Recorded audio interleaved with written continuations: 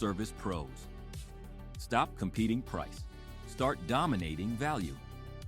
This is the Pool Profit Pros podcast, your personal roadmap to $1 million money model for your pool business.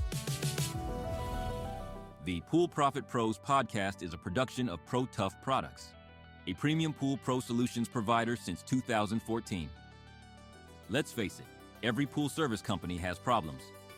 Let's generate effective solutions together.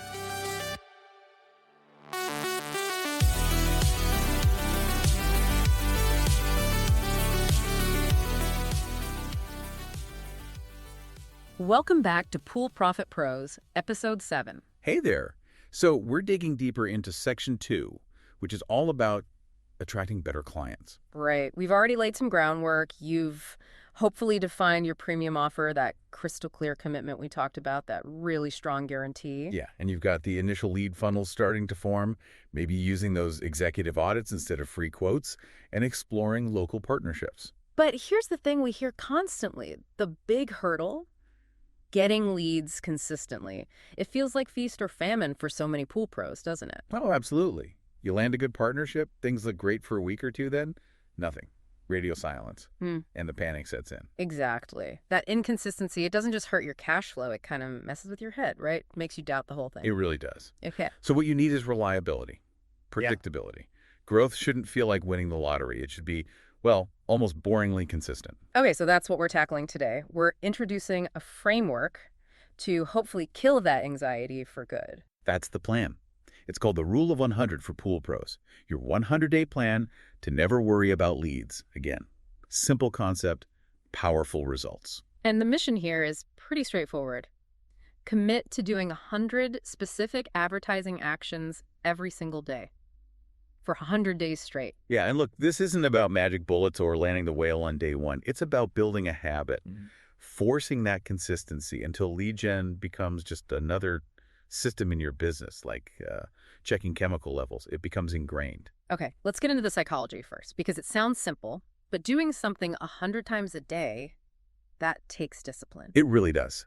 And honestly, the biggest thing holding most entrepreneurs back, even ones with a fantastic offer, isn't the market or the competition. It's just not doing enough consistently. The volume. It's the volume, yeah. They know they should be marketing, but they wait for inspiration, or they have these big hero days where they try to do everything at once, then burn out. It feels like a business problem, but often it's really a behavioral one. Okay, but I gotta push back a bit here, playing devil's advocate for the listener. I'm already running routes, managing guys, dealing with suppliers. Now you want me to add 100 more things every day for over 3 months. Isn't that just asking for burnout? That's a fair question, a really important one. Yeah. Look, the rule of 100 isn't about adding 100 hours. It's about 100 specific actions. Often this can be done in a focus block, say 60 to 90 minutes. Okay. The key is scheduling it, like literally putting in your calendar like a client appointment you cannot miss. Because if you skip it, you lose that predictability and you're right back to that feast or famine cycle. The consistency is the psychological fix. And that consistency, it builds confidence, right? You can't just wish for the phone to ring and feel good about your business. Exactly. Confidence comes from proof. It comes from looking back and saying, hey, I did the actions and look, results happened. The rule of 100 forces you to build that stack of evidence for yourself, replacing doubt with data. Okay, I like that. Building the stack of proof.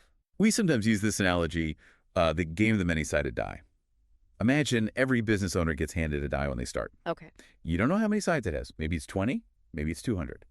That represents your current skill, your offer, market luck, everything. And hitting green, landing that perfect profitable customer, requires a certain role. You don't know which number that is either. So you don't know how good your die is or what number you need to hit? Precisely.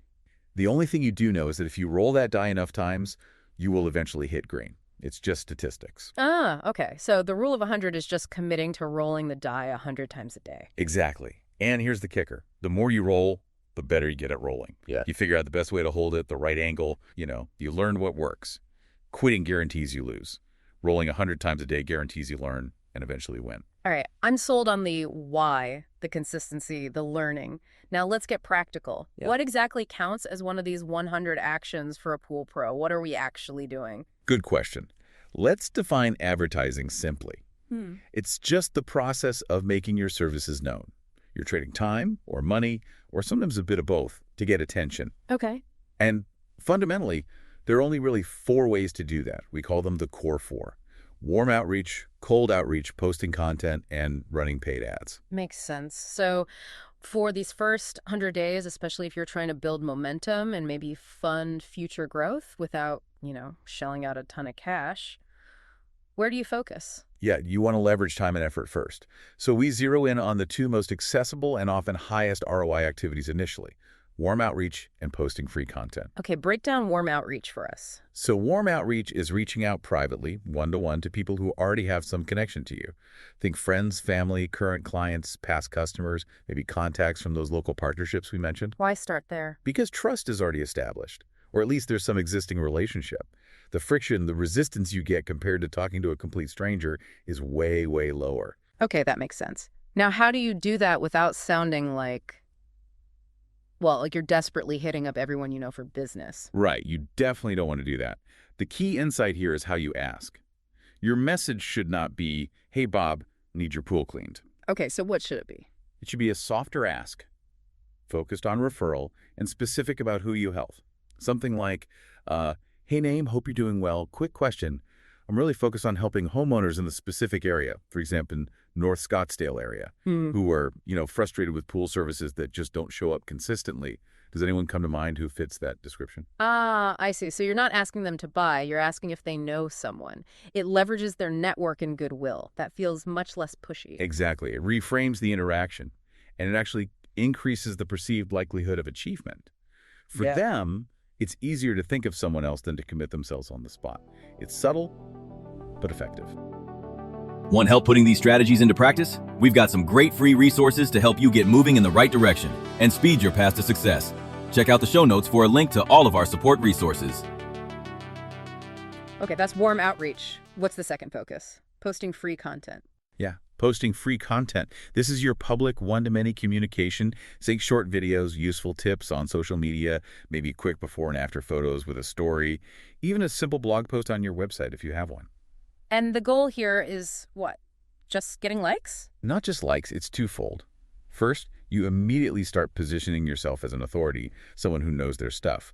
Second, you're building an audience over time. People who see your helpful content regularly are much warmer prospects if you reach out to them later. Got it. So what kind of content works best for pool pros? What should they actually be posting? Think educational, but make it practical and, ideally, curiosity-driven.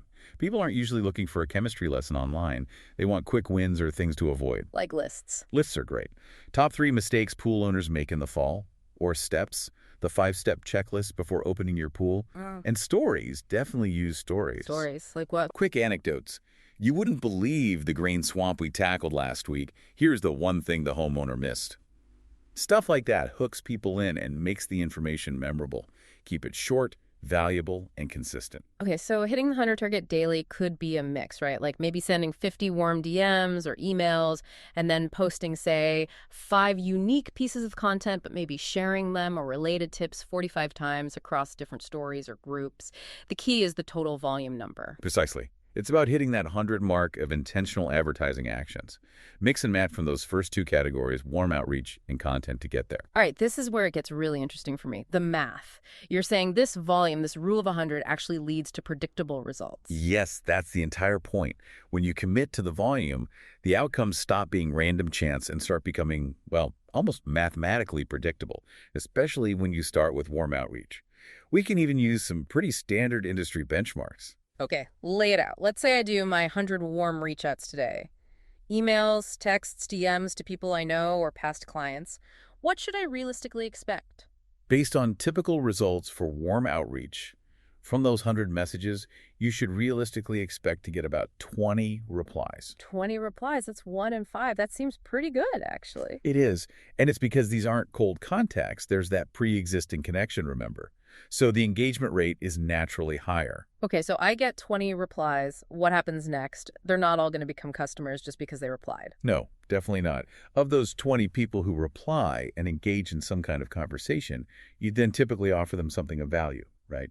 Like that executive audit we discussed back in episode 5, your high-value inspection. Right, the free or heavily discounted offer. Exactly. So out of those 20 replies, you can expect about, say, 1 in 5, again, so roughly 4 people, to actually take you up on that offer and book the audit. Okay, 20 replies leads to 4 booked audits. Still not a paying customer yet. Correct. Now, from those 4 people who experience your expertise firsthand through the audit, the benchmark suggests about 1 of them will convert into a paying customer. Someone who signs up for your premium service maybe pays that upfront setup fee. Wow. Okay, so let's trace that back. 100 warm reach-outs leads to approximately 1 new high-value customer. That's the basic math, yes. 100 actions yield 1 customer, using warm outreach as the engine. Now, here's where the daily consistency really kicks in, isn't it? If you're doing 100 actions every day, Monday through Friday, That's 500 reach-outs a week. which, according to this math, should translate to 5 new customers per week. That's the potential, yes. 5 new customers every single week just from consistent warm outreach following this plan. Okay, let's put some dollars on that. If your premium offer includes, say, a $400 upfront fee or first payment, 5 customers a week is $2,000 in new cash collected every week. That's $104,000 a year just from this one strategy. Annually, yes. $104,000 in new cash collected, primarily fueled by consistent warm outreach. Okay, hold on. That sounds almost too good to be true. Is that conversion rate, 1 customer per 100 reach outs, really sustainable week after week, or is that like the best case scenario? Surely there's some drop off. It's definitely sustainable, especially because you're starting warm. Now, will you hit it perfectly every single week right out of the gate? Probably not. There's always a learning curve. Maybe you start at 1 customer per 150 or 200 reach outs as you refine your message. Okay, that sounds a bit more realistic starting out. But here's the critical part people miss.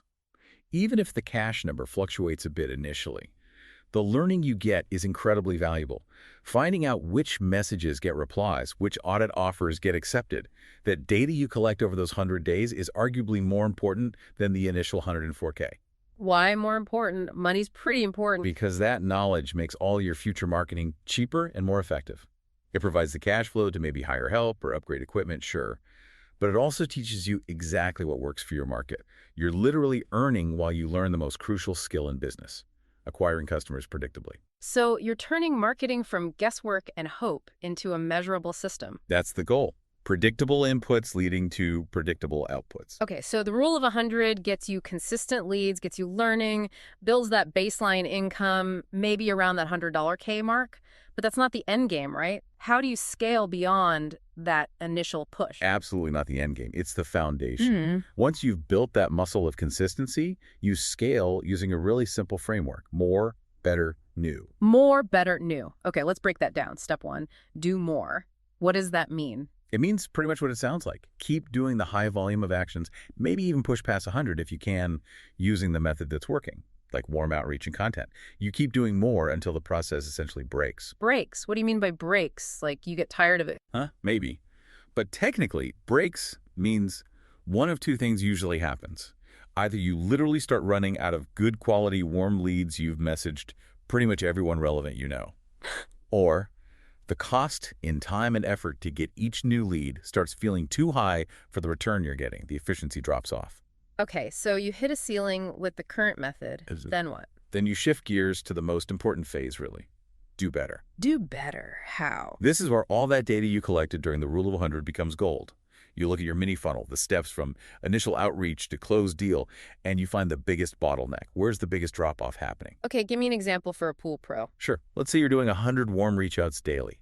You're getting a fantastic reply rate, like 20 people, 20% are responding. Awesome. Yeah, sounds great. But then when you offer your executive audit, only 1 person out of those 20 actually books it. That's a 5% conversion rate from reply to audit. Ouch. Okay, so the problem isn't getting replies, it's getting them to take the next step. Exactly. Your constraint isn't the initial outreach message, it's the perceived value or the way you're presenting the audit offer. So do better means you stop worrying about sending more messages for a bit, and you focus all your energy on improving that specific step. How? Like just trying different words? Pretty much. You test changes. Maybe you rename the executive audit to something like a pool health and safety checkup, Or you change the description. Instead of saying, we'll check your equipment, you say, we'll provide a 15-point report showing you how to potentially save $250 a year on energy and chemicals. You test one variable at a time to see what moves the needle on that 5% conversion rate. Got it. So it becomes like a science experiment. Test, measure, repeat. That's exactly what it is. You turn advertising into ongoing optimization. And once you've improved that bottleneck, maybe you get that audit booking rate up from 5% to 10% or 15%, then you're ready for the third step. Which is do new. Right. Only when you've really maxed out the more and better phases of your current methods, Uh-huh. warm outreach and content in this case, do you add something new from the core four. Like what? Cold outreach. Ads. Could be either.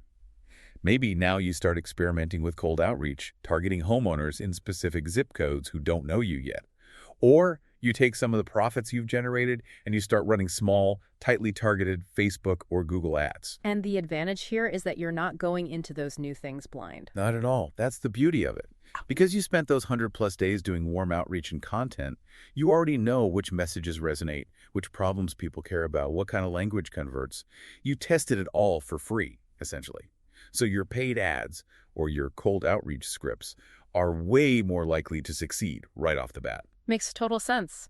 You learn the game with low stakes, then apply those lessons when the stakes get higher. That's the entire scaling model. Yeah. More, better, new, repeat. It keeps your growth manageable, profitable, and builds you towards that sustainable, maybe even million-dollar business model. So wrapping this up, the rule of 100. It's really about discipline, isn't it? That forced commitment to just doing the work consistently. It is. It takes lead generation out of the realm of hope and luck and turns it into a predictable system, an asset you build daily. And maybe more importantly, it forces you to learn the skills you absolutely need to scale. So the immediate next step for anyone listening. It's non-negotiable, really. Start today. Block out that 60-90 minutes in your calendar and commit to your 100 actions. Focus on those warm outreach messages and posting valuable content. Just start. Solid advice. Now, we've spent this whole time talking about finding new clients, turning contacts, or even strangers into paying customers. But what about the gold mine you might already be sitting on? Your existing happy customers. What if they could become your best, most effective sales team? Now that's a powerful idea, leveraging the trust and goodwill you've already built. Exactly. So next time, we're going to dive into exactly that. We'll explore specific, proven tactics, the kind used by big companies you know, to create simple but effective referral programs. How to actually incentivize your happy clients to spread the word for you. Turning those raving fans into essentially roving salespeople, getting them to fuel your growth for you. That's going to be a good one. It should be. Join us next time for Episode 8 of Pool Profit Pros.